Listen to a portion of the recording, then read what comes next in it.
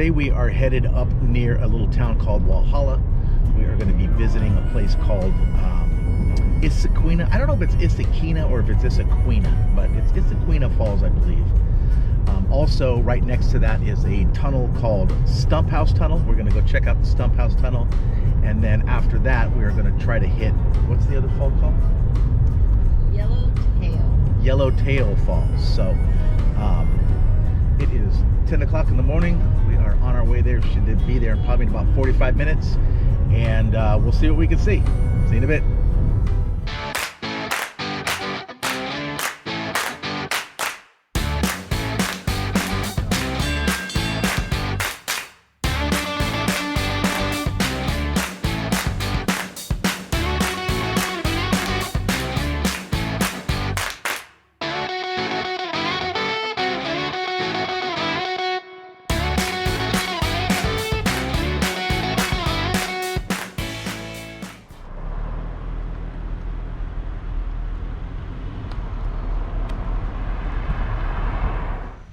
Well, we've arrived at the Stumphouse Tunnel. This is going to be the first place.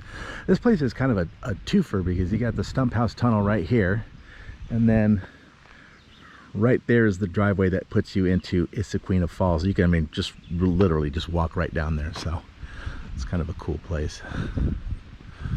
Oh, make sure you bring cash for parking because you have to. It's exactly $5. Yeah, that's true. You're supposed to pay $5 to get in here. This is not a state park. So if you have a state park pass, it doesn't fly here. You got to put $5 in the little collection box. It's a short little walk from the parking area up to Stumphouse Tunnel. It's kind of a steep little hill to get up,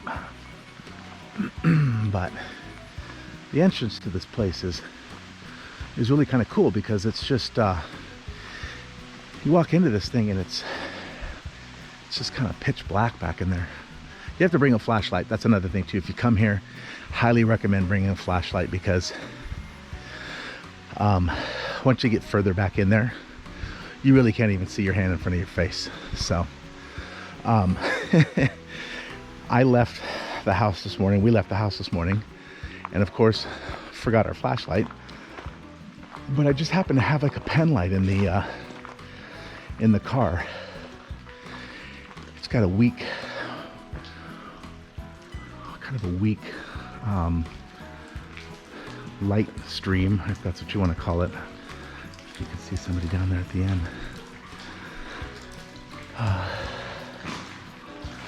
Yeah, this place was originally going to be a railroad going from Charleston to the Ohio River, and they were going to tunnel through this mountain to get the railroad through. But it went way, way, way over budget. So the state who was funding it decided that they no longer wanted to pay that, and they cut funding on it. So it stopped. It goes into the mountain about a quarter of a mile, and from what I understand, you can go about a quarter of the way in there. It doesn't go back very. The tunnel does, but you can't go back very far into it. But oh, this light is actually quite a bit brighter than I expected.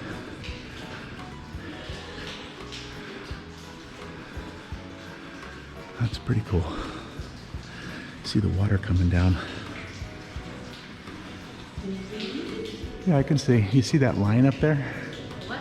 You see that straight line right there? It looks like that's where they got down in there and put the dynamite to blast. So you see the lines up there on the ceiling? Mm-hmm. That's where they drilled those holes in there, and then they jammed dynamite in there, and that's how they blew the rock apart.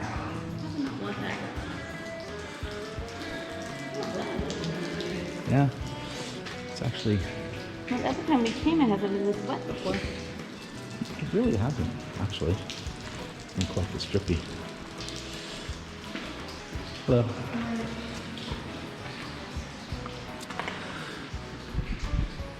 Anyways, so this place was actually, after it was abandoned, was taken over by Clemson University, and Clemson University would age cheese in here because it's a constant, apparently year-round, It's a constant 50 degrees in here. In the summer, in the winter, it's always the same temperature. So Clemson University would, I'm assuming that they would put racks back in here. And this is where they would age their cheese. But then after that, that was back in the 50s, I believe. Then after that, they developed their own facility at the university where they could keep this temperature of 50 degrees. So they abandoned doing it in here and took it back over to the university. But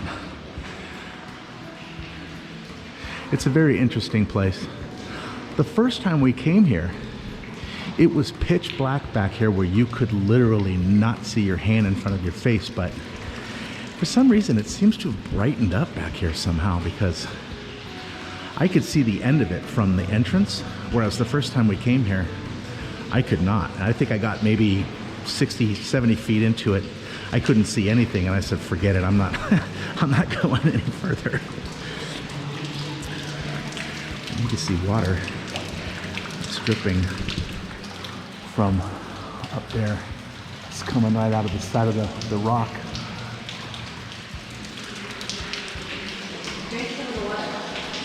No, I'm not drinking that water. It's probably pretty clean, I would imagine, but it's kind of cool. The water coming down the side of that thing. But anyways, this is the end. This is as far as you can go. Yeah, you just hit a caged, well, you know, doorway and bricks and that sort of thing. So this is as deep as you can go. But it's a really neat place. You can come here and see it when you visit.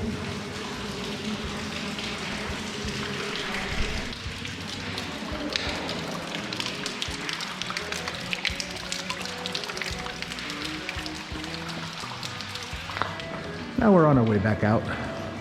You can see the exit to the tunnel right there. It's nice and bright, sunny day. It is a little chilly today, but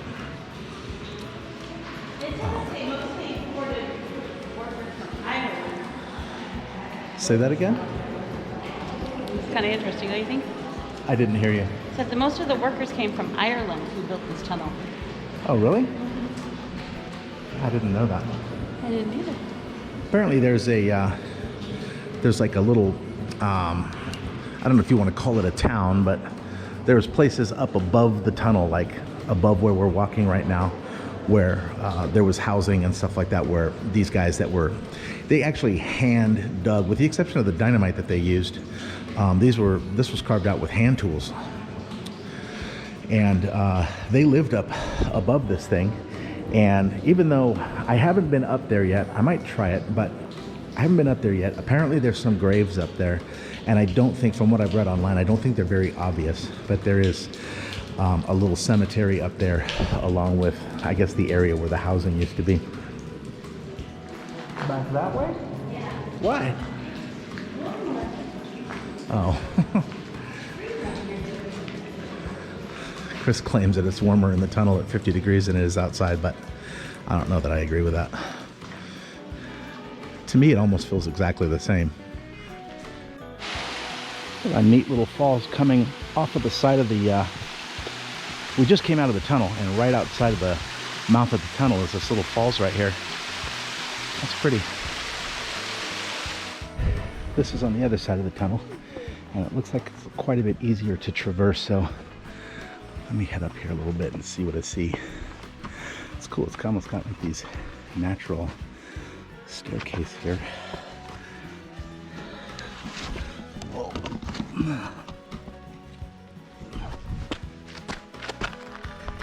Ooh. Sorry about that. All right. Climb up this way, this way, this way. Oh yeah, this is a lot easier than that other way. Hopefully it leads me to the same place.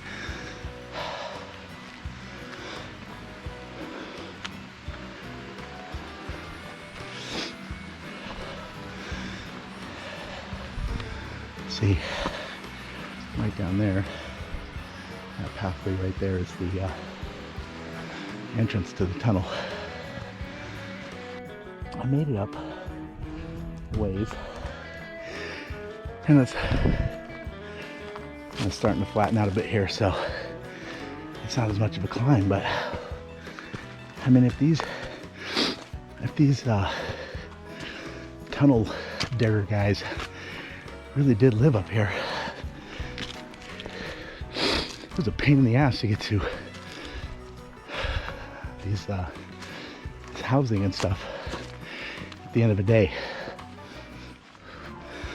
We'll go up here a tiny bit more, but it just looks like this trail is just going to keep going.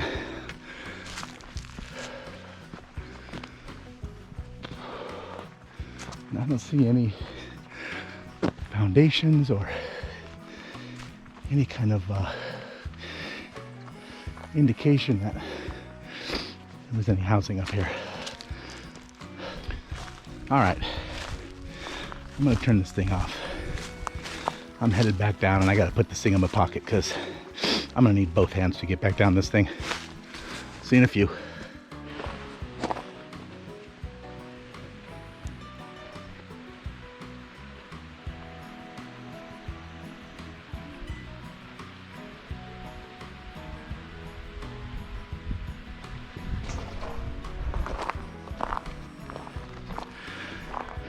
I wonder what this thing is here for. I mean, it looks like, well, there's some rails. Looks like it would have headed straight into the tunnel had the, yeah, had they continued. So this is the sign into the entrance of the tunnel. It says, the unfinished railroad tunnel cut into the southeast face of Stumphouse Mountain is the largest of three begun before the Civil War by the Blue Ridge Railroad for a line from Anderson, South Carolina to Knoxville, Tennessee. Work began in late 1853. About 1,500 Irish miners who lived in the Tunnel Hill village atop the mountain cut through. I saw nothing up there. I mean, it was really, there was nothing up there. So, I mean, I don't know how far back it would have been, but I didn't get that far. Anyways, so it says about 1,500 Irish miners who lived in the Tunnel Hill village atop the mountain cut through the blue granite with hand drills, hammers, chisels, and black powder. 4 shafts meant miners could cut through 10 rock faces at one time. Continue to the other side. All right, Stumphouse Tunnel was the westernmost tunnel of the three. Middle Tunnel was half a mile southeast. Saddle Tunnel was 1 3/4 mile northeast. The longest section of this tunnel was 1,600 feet long, 25 feet high, and 17 feet wide. Work ceased in 1859 when the South Carolina legislature refused to fund more construction. Clemson University acquired the tunnel in 1951 and cured blue cheese here for several years. Stumphouse Tunnel, long a tourist attraction, is managed by the city of Walhalla. What's interesting about this, though, is that this sign says that it was going from Anderson, South Carolina to Knoxville, Tennessee, but what we read online said it was going from Charleston to the Ohio River. So I don't know if maybe this is just a smaller section of that same line, but that's conflicting information based on what we read prior to getting here.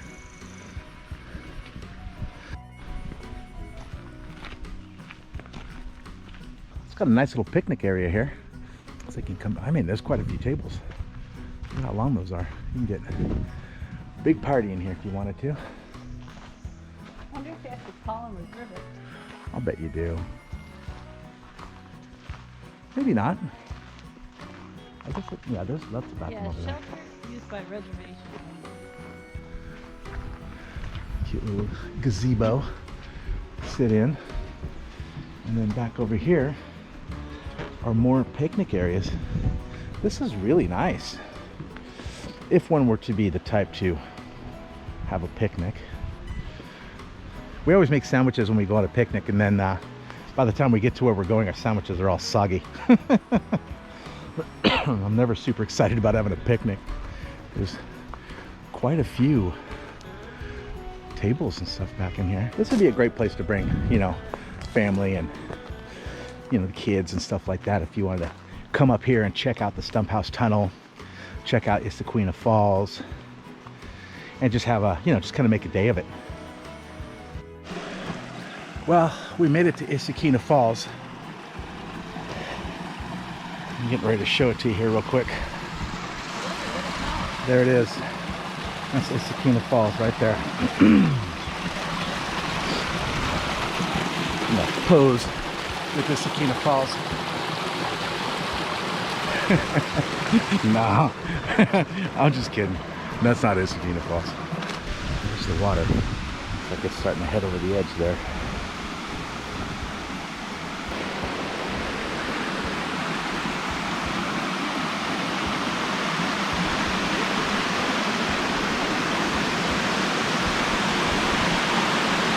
There it goes. Right over the top.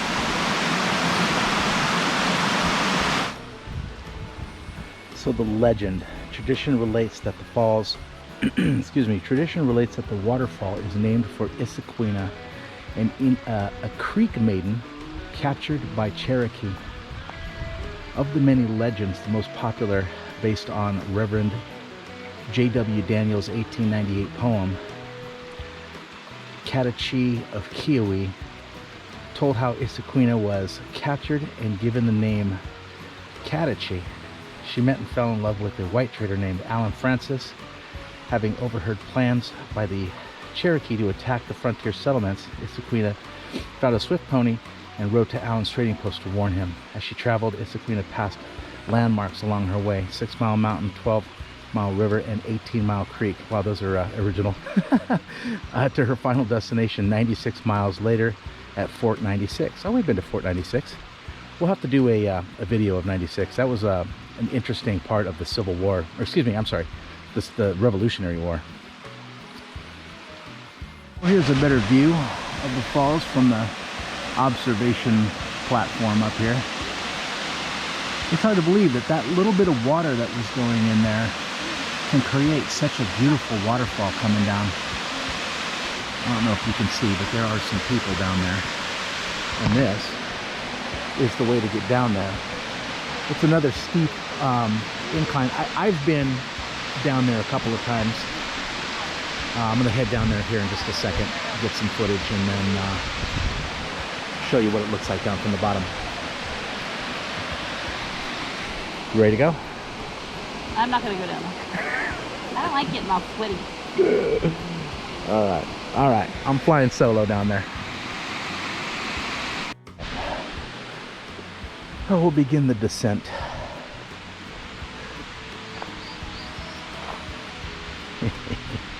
I'm probably not going to be able to film most of me getting down here because, again, this is one of those situations where I got to hang on to stuff, hang on to these tree roots and things like that in order to get down.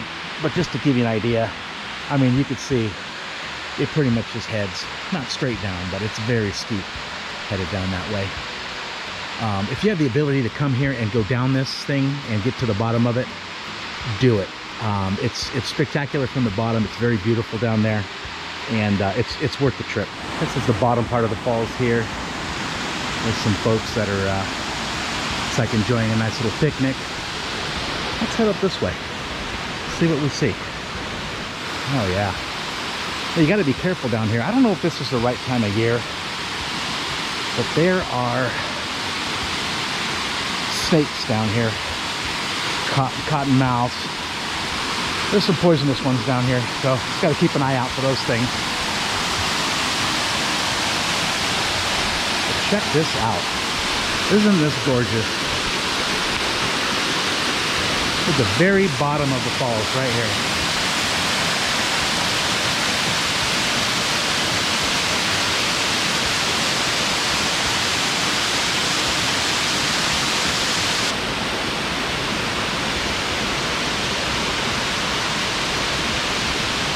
I tell ya, it's things like this that really make life worth living. Come out here and just see something so unbelievably beautiful like this. I just love doing this stuff. Chris and I both. Hence the channel, Get Lost with Justin and Chris. Of course, she lost me today because she's up at the top, refused to come down here. Now, as long as I can do this stuff, I'm going to do it as many times as I can. And so the ascent begins. It's not too bad. I'm making it out to be a lot worse than it really is. It's really not that bad.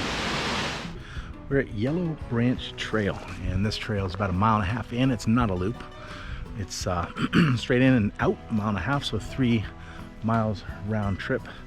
And apparently there is a falls at the end of this trail that we are coming to take a look at. And the cool thing about it is that Stumphouse Tunnel and Issaqueena Park we just came out of. I mean, this place is almost right across the street, maybe a 1/4 mile down the road.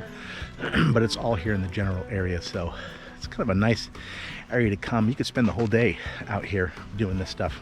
So Smells good. yeah, it smells nice out here. All right,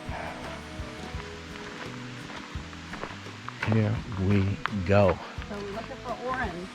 Why, what's orange? Is that the trail markings? Yeah, so if you get lost, you just want to follow the markings of the trail that you're on. Okay. So you can see the marking right here. We're on the Yep. orange trail. So we are on the orange trail. This is the one we are going to stick to. And there it is. There's a little stream going right along where we are right here.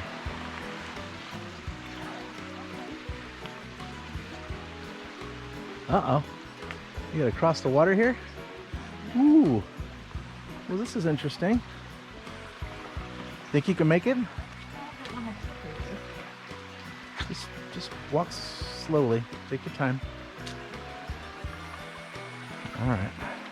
It's like another water crossing.